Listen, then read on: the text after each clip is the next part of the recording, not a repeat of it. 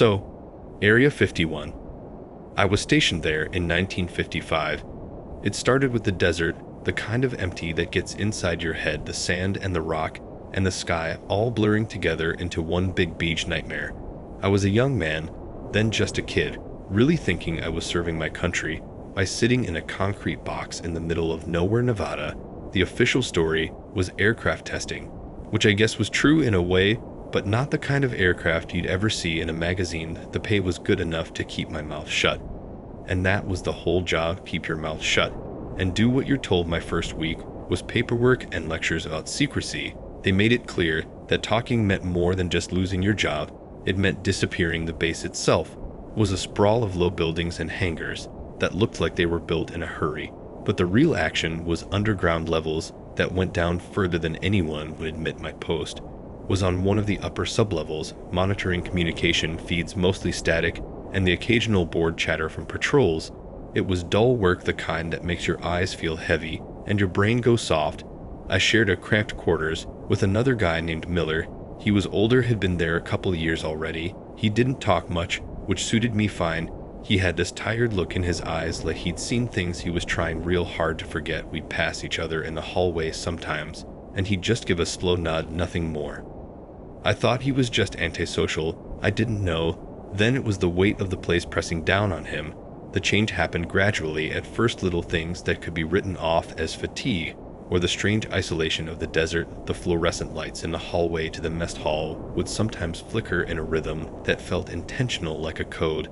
The food always had this metallic aftertaste, no matter what it was, but after a few months I started to notice it was stronger some days, and on those days my dreams would be more vivid, more unsettling. Then there was the sound, a low hum that you couldn't always hear, but you could feel it in your teeth and in the bones of your skull. It was a constant vibration, just at the edge of perception. Some of the guys said it was generators from the lower levels, but generators don't sound like that. This was a steady drone that seemed to come from everywhere and nowhere at all. It was about 6 months, and when I got reassigned, they pulled me from the comms desk and sent me down to sublevel 5. The elevator ride down felt like it took forever. The air got colder and smelled different, like ozone and old metal. My new job was cataloging items in a storage room. The room was long and narrow, with shelves from floor to ceiling filled with boxes and crates. Most of them were unmarked. My supervisor, a grim-faced man named Harrison, handed me a clipboard and told me to make a list of every container, noting its size, shape, and any identifying marks. He said not to open anything under any circumstances. It seemed like busy work, pointless, but orders were orders. The first few days were monotonous, box after box, crate after crate. Then I noticed something odd. The numbers on the clipboard, they didn't correspond to the shelf locations I was given. The sequence was off by 1 digit every time I'd finish a shelf. The next number would skip ahead or fall behind. It was a small thing, a glitch in the paperwork, probably, but it nagged at me. I started to see patterns in the serial numbers stenciled on the crates, sequences that repeated in ways that made no sense for inventory.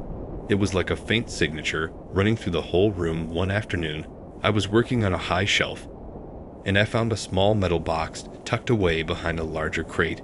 It was different from the others, smoother, made of a dark brushed metal that felt cold even through my gloves. It had no markings at all. Against my better judgment and every rule I'd been given, I took it down. I figured I had to catalog it anyway. I found a quiet corner away from the single security camera that watched the main aisle. The box didn't have a latch or a hinge. It was seamless. I turned it over in my hands, and as I did, my thumb pressed against one side and a nearly invisible steam appeared along the top. It opened without a sound. Inside there was no artifact, no piece of strange technology, just a single sheet of paper folded neatly. It was a schematic, but like nothing I'd ever seen. The lines were too perfect, the angles all wrong. It depicted a complex geometric shape that hurt my eyes to look at for too long, and in the corner were handwritten notes in a language I didn't recognize. The symbols were angular and fluid at the same time, but one thing was written in English, a single phrase, Project Looking Glass. I folded the paper back up, my hands not quite steady, and placed it back in the box. I put the box back where I found it and tried to put it out of my mind, but that phrase stuck with me, Project Looking Glass. I started paying more attention to the conversations around me, listening for any hint of those words. but I heard nothing, just the usual grumbling about the food, and the hours a week later, Miller didn't show up for his shift. At first, I thought he was sick. But then two men in crisp uniforms I'd never seen before came and cleared out his locker. They moved with a quiet efficiency that was more frightening than if they'd been angry when I asked Harrison about it. He just looked at me with those cold eyes and said Miller had been transferred off base effective. Immediately done ask about him again. The message was clear, but instead of scaring me straight, it made me curious. What had Miller seen? What did he know that got him disappeared? My fear curdled into a stubborn need to understand. The silence of the base began to feel like a lie. I started taking different routes back to my quarters, wandering through sections I had no reason to be in. I noticed things I hadn't before, like how certain corridors had no cameras, or how some doors were made of that same strange dark metal as the box I found one night. Unable to sleep, I went for a walk. The base was never truly dark, but the night shift had a different feel to it, quieter, more hollow. I found myself near a freight elevator I'd seen used only a few times. It was marked for authorized personnel only, but the lock on the gate was old, and I'd seen the maintenance crew jimmy it open with a screwdriver. My heart was pounding in my ears as I slipped inside. I didn't go down. Instead, I went up to a level that wasn't on any map. I'd seen the elevator opened up into a wide empty space. It was a hangar, but it was deserted and dark except for a single light over a small office door in the far wall. The air up here was thick with dust. I moved quietly across the concrete floor toward the office. The door was unlocked. Inside it was a mess of papers and empty coffee cups. It looked like it had been abandoned in a hurry. On the desk was a logbook. I opened it. The entries were mostly routine maintenance reports, but near the end, the handwriting changed, became rushed, almost panicked. The last entry, dated about a month before I arrived, read Subject 7 has breached containment protocol. Gamma is a failure. The looking glass is not a window, it's a door. They are coming through. The air went cold in my lungs. I heard a noise outside in the hangar, a soft scraping sound. I snapped the logbook shut and ducked down behind the desk. I peered over the top and saw something moving in the shadows near the far wall. It was tall and thin, its limbs too long for its body. It moved in a jerky, uneven way, like it was learning how to walk with every step. It was pale, almost gray, and it seemed to absorb the little light there was rather than reflect it. I couldn't see its face, just a dark smear. Where features should have been, it stopped, and its head, if it was a head, tilted at an impossible angle, as if it was listening. I held my breath, my body frozen solid. It started moving again, not toward me, but along the wall, dragging one hand against the concrete. The sound was like nails on a chalkboard, but deeper, more resonant. It reached a large service door, and without seeming to open it, just slipped through the narrow gap between the door and the frame. I stayed behind that desk for a long time, until the first gray light of dawn started to filter through the high windows. I made my way back to my room, my mind racing. They are coming through. The words echoed in my head. The thing I saw was not human. It was not any kind of animal. I knew the official story was a lie. We weren't just studying technology. We were studying whatever was on the other side of that technology, and some of it had gotten out after that night. The base changed for me, or maybe I just started seeing it for what it was. The low hum felt more aggressive. The flickering lights felt like a warning. I started noticing other personnel, men and women, who never spoke, who moved through the corridors with a blank, detached purpose. Their eyes were empty, like Miller's had been. I tried to talk to a guy from my old comms team about the weird hum, but he just shrugged and said it was the generators. I mentioned the name Miller once, and he fell silent for the rest of the shift. The walls were closing in. I knew I had to get out. I put in for a transfer citing family reasons. It was denied without explanation. I requested leave. It was denied too. Harrison started watching me more closely. I could feel his eyes on me during my shifts in the storage room. The air of the base grew heavier every day. The food's metallic taste was so strong, it made my head ache. My dreams were no longer just dreams. They were vivid hallucinations of shifting corridors, and that thing, that tall thing reaching for me with its long gray fingers. I woke up one night, not in my bed, but standing in front of the door to my quarters, my hand on the knob. I had no memory of getting up the next night. I woke up on the floor of the shower room, fully dressed, the water ice cold. I was losing time, finding myself in places I did remember going with no recollection of how I got there. It was during one of these lost moments that I found myself back on sublevel 5, but not in the storage room. I was in a hallway I had never seen before. The walls were made of that same smooth dark metal, and there were no visible lights, yet the hallway was illuminated by a faint glow that seemed to come from the walls themselves. The air was dead silent, no hum at all, just the sound of my own ragged breathing. I walked forward. The hallway seemed to stretch on, forever curving gently to the left. I passed doorways, but they had no handles, just smooth, seamless surfaces. After what felt like an hour of walking, I came to a circular room. In the center of the room was a structure. It was the shape from the schematic, the one I had found in the box. It was massive, towering over me, made of a material that looked like black glass. But it was solid. It seemed to be made of shifting fragments of darkness. It was the looking glass, and it was active inside the surface. I could see movement, shapes swirling in the blackness, like things swimming in deep water. As I watched, one of the shapes pressed against the surface from the other side, and the surface bulged outward like a membrane.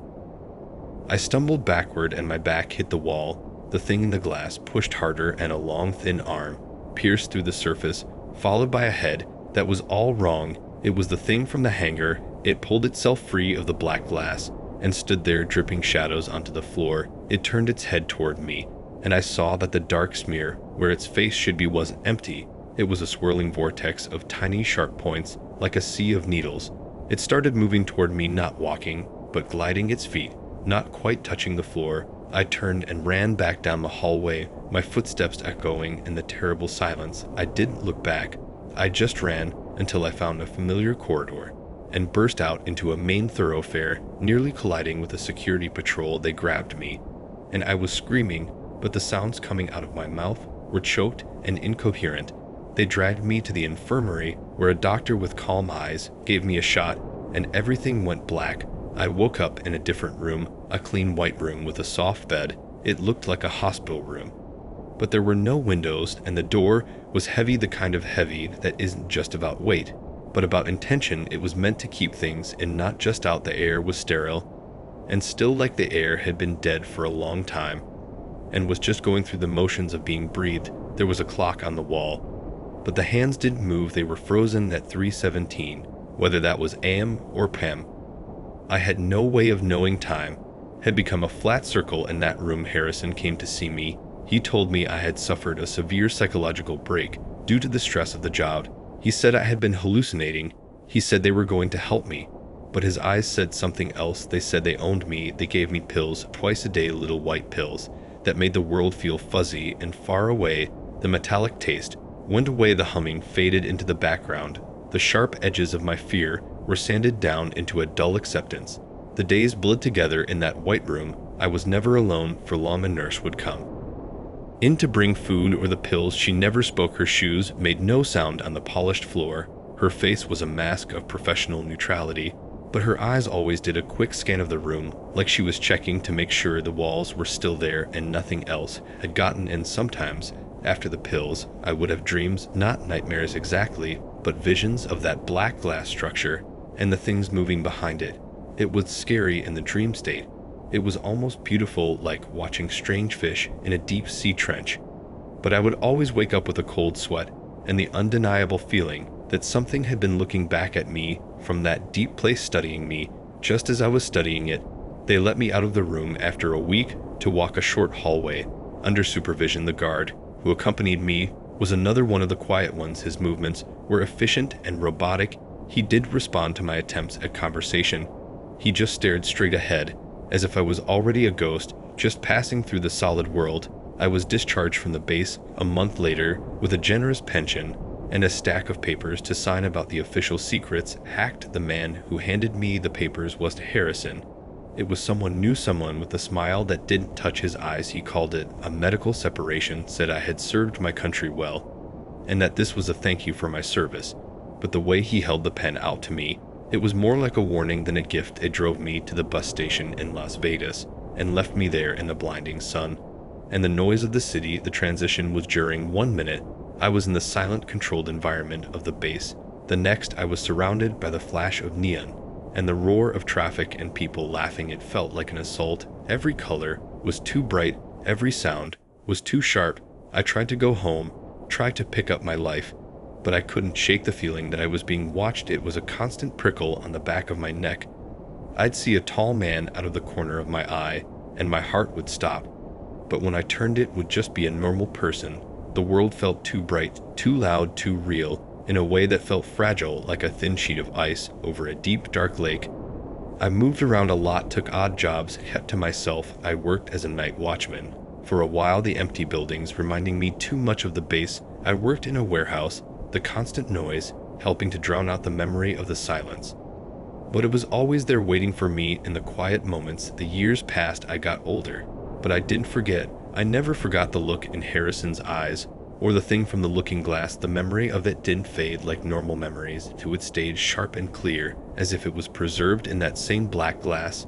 I found myself reading the newspaper, not for the headlines, but for the small strange stories. In the back pages, a story about cattle mutilations in Arizona, a report of strange lights over a small town in New Mexico, a missing persons case where the person just vanished from a locked room. I don't know if they were connected to what I saw, but I couldn't stop looking for patterns.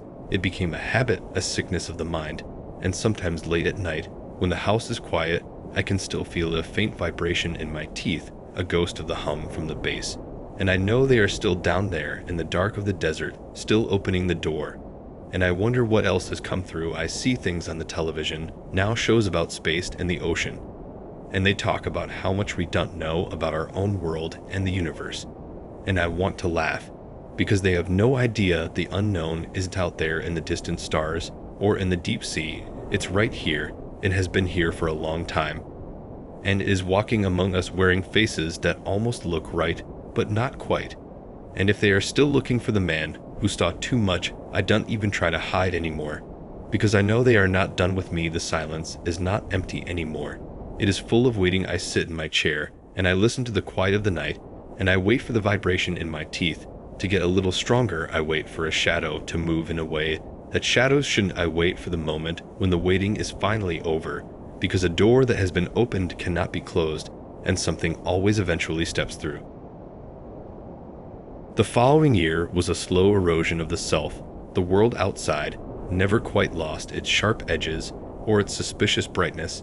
Every car that parked too long on my street, every wrong number phone call, felt like a confirmation. The waiting was a constant hum in my bones, a quieter version of the one from the base. I tried to build a life, a small quiet existence. But it was like building a house on sand. The foundation was never solid. Then the letter came. It was slipped under my door one Tuesday morning. No postmark, no stamp, just my name typed on a plain white envelope. Inside was a single sheet of paper with a time, a date, 2 days from then, and an address. It was for a diner I knew, a lonely place out on the old highway where the coffee was always bitter and the vinyl booths were cracked. I knew I had a choice, but it was no choice at all. Not going would just mean they would find another way, a worse way. So I went. The diner was empty except for a truck driver at the counter and Harrison sitting in a back booth. He looked older, the lines on his face deeper, but his eyes were the same, flat, and knowing he didn't smile. When I sat down, he slid a manila folder across the table. You have a unique perspective, he said, his voice low. We have a situation, a delicate one. Your pension comes with ongoing responsibilities. I opened the folder. Inside were photographs of a rock, but it was like no rock I had ever seen. It was roughly the size of a football, but its shape was too symmetrical, almost void. Its surface was not rough, but smooth and covered in faint swirling patterns that seemed to move in the light. It was a deep, almost black color, but with a subtle internal glow, like a piece of a star that had cooled but not gone out. The text called it Subject Delta. It was found, he said, in a field in Kansas after a night of reported atmospheric anomalies. A farmer had hit it with his plow, and his entire herd had refused to go near that section of land since they were nervous, agitated. He needed me to go there to assess the situation, to monitor the farmer's health, and to ensure the object was contained until a specialized team could arrive. It was a test. I knew that much. They were throwing me a small strange bone to see if I was still loyal, to see if the pills and the white room had done their job. I took the job. I drove for 2 days through flat, endless landscapes until I found the farm. It was a lonely place. The farmer was a nervous man named Jeremiah. His hands wouldn't stay still. He talked too fast. He said the thing in his field was wrong. He said it whispered to him at night.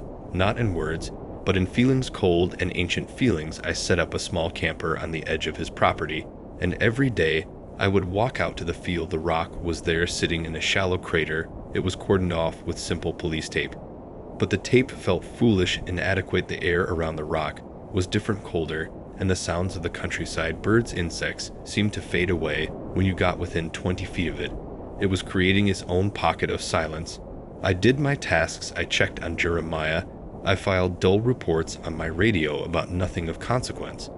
But at night, I would leave the camper and walk to the edge of the field and just watch it. The swirling patterns on its surface did move. It was the trick of the light. They shifted slowly like ink in water, and sometimes I would get a feeling from it, not a thought, but an impression of vast, empty loneliness that was so profound it felt like looking into the void between galaxies. It wasn't hostile. It was just alien, beyond comprehension. One night, about a week in, I saw Jeremiah walking towards the rock in his sleepwalking.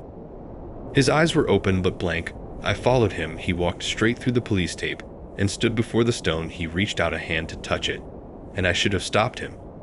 But I didn't. I was frozen by a morbid curiosity. His fingers made contact, and for a second nothing happened. Then his whole body stiffened. His head snapped back, and a sound came out of his mouth that was human. It was a low-frequency vibration that made the fillings in my teeth ache.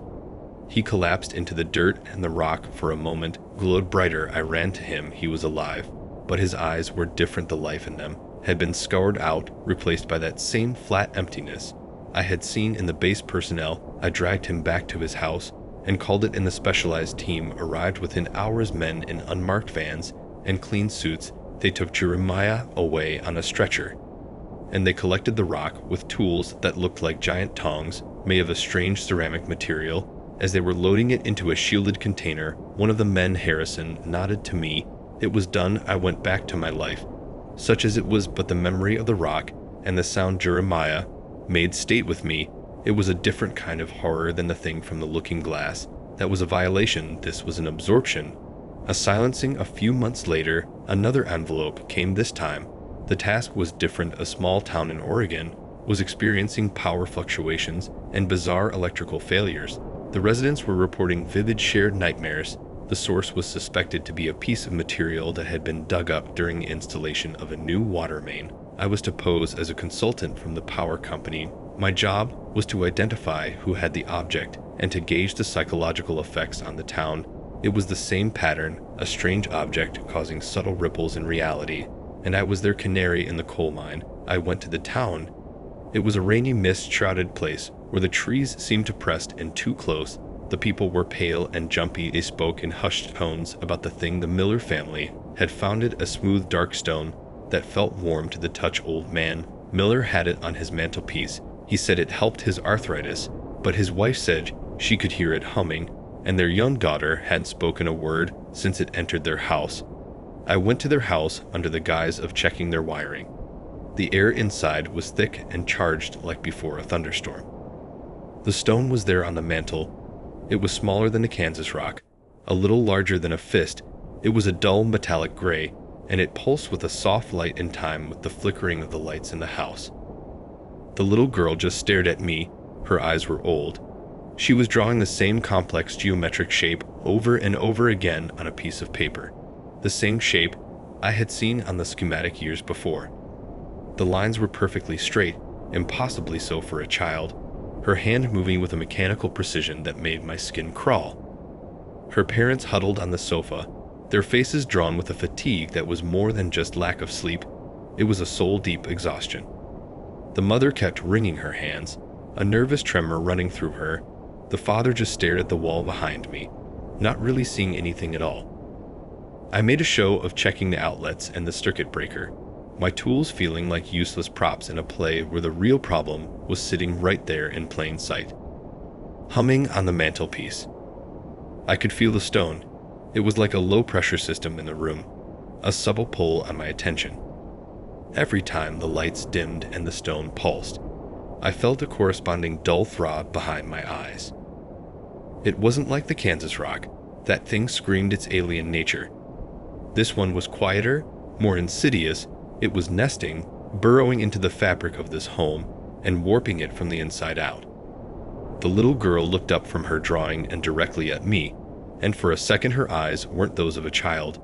They were vast and dark, and I saw a flicker of recognition in them, as if she knew exactly what I was and why I was there. She didn't smile or frown, she just went back to her drawing, adding another layer of complexity to the shape, a shape that I now understood was a key or a map, or maybe both. I reported my findings and a team came again. The Millers were relocated. They were told it was due to hazardous materials from the construction site. I didn't ask what story they were given. I didn't want to know. I stood across the street, watching as the family was led to a plain Satan, their movements sluggish like sleepwalkers. The little girl turned and looked back at the house one last time, and I could have sworn the gray stone in my briefcase, where the team had sealed it, gave a single hard pulse, like a heartbeat of farewell. This became my new life.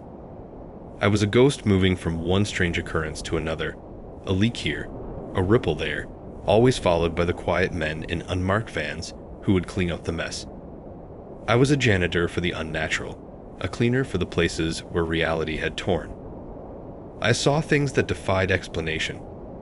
A tree in a North Carolina forest that grew not leaves but thin, sharp shards of glass that chimed in the wind. When I touched the trunk, the bark felt like cold, polished metal. A section of river in Montana that flowed backwards for a quarter of a mile, the water moving uphill in a silent, impossible cascade. The fish in that stretch were blind and pale. A child in a Wisconsin suburb who could draw images of places he had never seen with perfect accuracy, not just landmarks, but specific rooms, the inside of a bank vault in Zurich, a sealed tomb in Egypt. His parents thought he was a prodigy. They had no idea he was sketching leaks from a world that wasn't supposed to touch ours. With each assignment, the instructions from Harrison became less like orders and more like suggestions. He would give me a location and a vague description, and I was expected to figure out the rest. I was being trained, honed. They were testing my sensitivity to these anomalies, seeing how much I could take, how much I could understand. I was never given the whole story, just enough to do my job. I was both a warden and a prisoner. My freedom, a carefully managed illusion designed to keep me compliant. The money was good. It showed up in my account after every job, enough to live comfortably in the empty spaces between assignments. But it was blood money, payment for my silence, for my complicity in the great cover-up. The fear never left me, the initial jump of adrenaline when I first encountered a new phenomenon, but it was joined by a deep and weary resignation, a grinding fatigue that settled into my bones. I was part of the machine now, the machine that swept the true weirdness of the world under the rug. I was the one who decided when a situation was contained, when a witness was too compromised, when a thing was too dangerous to leave in the world. I made the call, and the quiet men would appear, and another piece of the unbelievable would vanish into the silent archives of that desert base. And I knew, with a certainty that grew with each passing year, that one day my task would not be to observe a strange rock or a quiet town. The final assignment would not come in a plain envelope. It would be Harrison himself, meeting me at another lonely diner. And he would not have a folder with pictures of a farmer's field. He would have a set of keys and a security badge, and his flat eyes would hold not a suggestion but a command. The time would come to walk back into the darkness under the desert, to face the looking glass again, because a door that has been opened cannot be closed, and they needed someone who already knew what was on the other side. They needed a guide who understood the darkness not as a theorist, but as a survivor, and I was the only candidate left.